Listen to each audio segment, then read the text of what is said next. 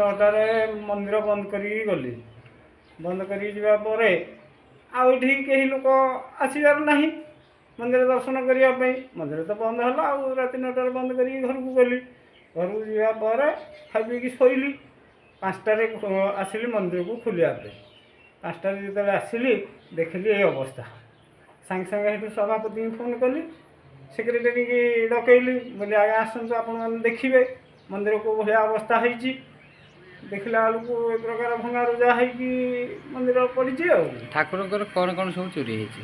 ଠାକୁରଙ୍କ ମନ୍ଦିର ଭିତରୁ ମାଇକ୍ ମେସିନ୍ ଗୋଟେ, ଠାକୁରଙ୍କର ରୂପା କିରଟି, ରାମ ଲକ୍ଷ୍ମଣ ସୀତା 3 ମୂର୍ତ୍ତି,